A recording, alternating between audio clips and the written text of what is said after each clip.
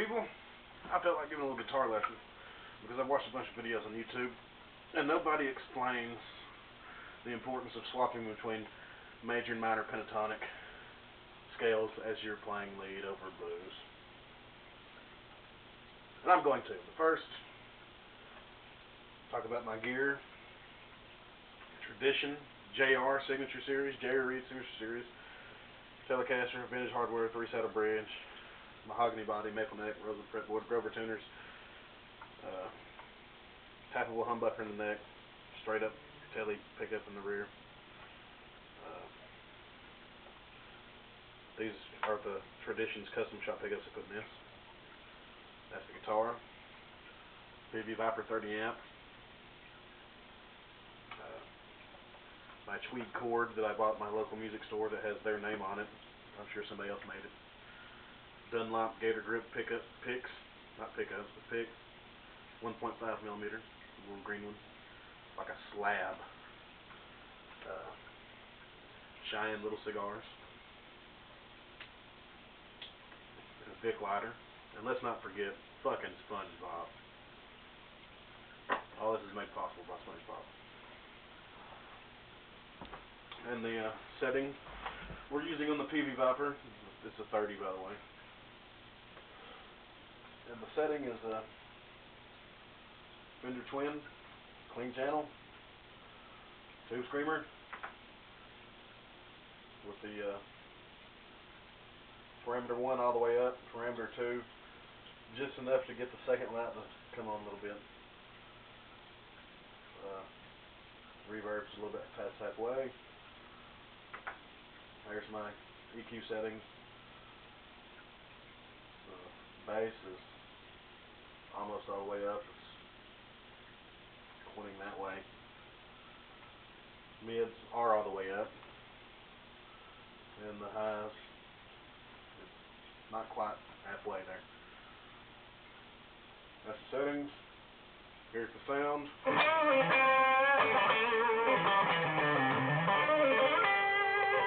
And here's the lesson.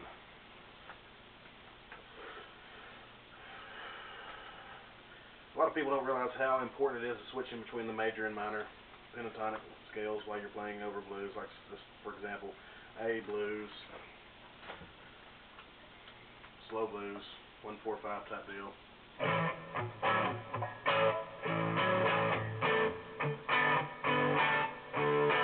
Something like that.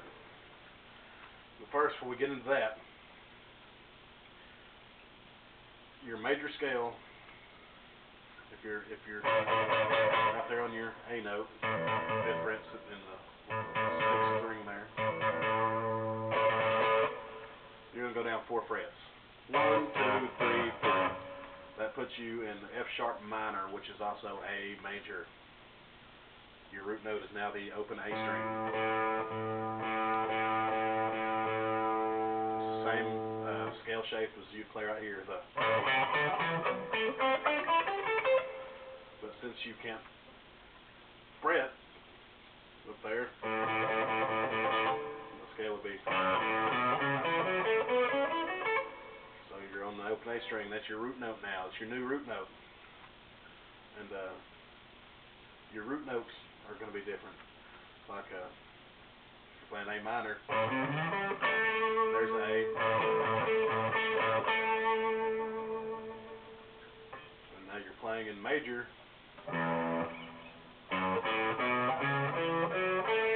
There's your other A right there. Instead of being over here, it's now over here. So everything has changed places.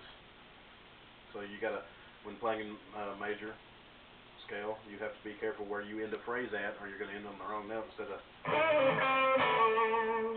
right there. If you try it over here, it's gonna. It doesn't work.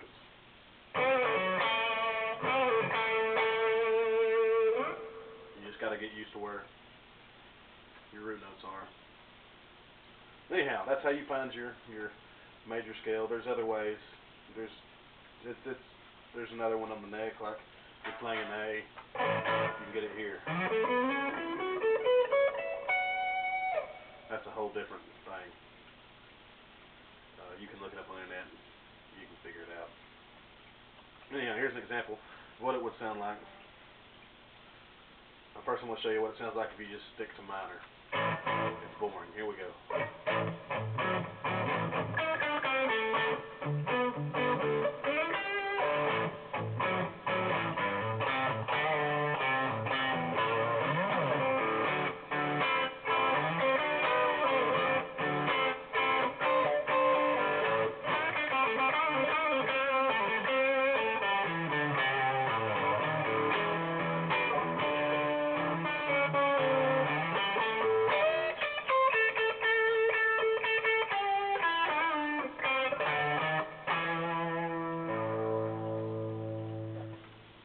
That's just staying in the minor scale. Pretty cool, you know. You can get by with that. But people get real tired of hearing that all the time. But if you mix up the two scales, you can make it more interesting for the audience. And that's your job as a lead guitar player, is to make it interesting, to get people's attention, to make them want to watch you play. That's what all successful lead guitar players have in common, is that they make the audience want to watch them play. Whether the audience is full of guitar players or not,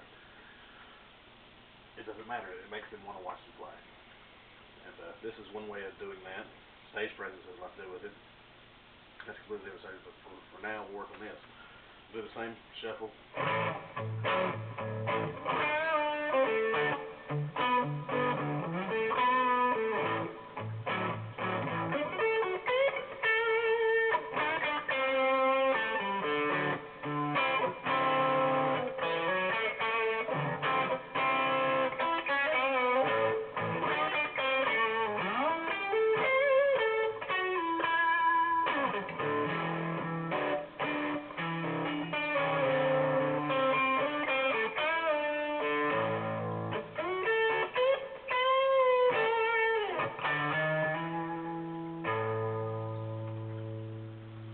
See how much more interesting that sounds?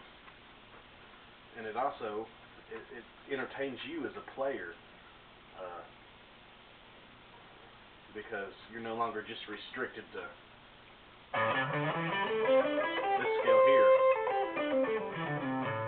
You're no longer just restricted to that and this little boxes that you add onto it. You're no longer just restricted to that. Now you got two scales to play with. And that's just the first pattern of those scales. You know, because it goes on for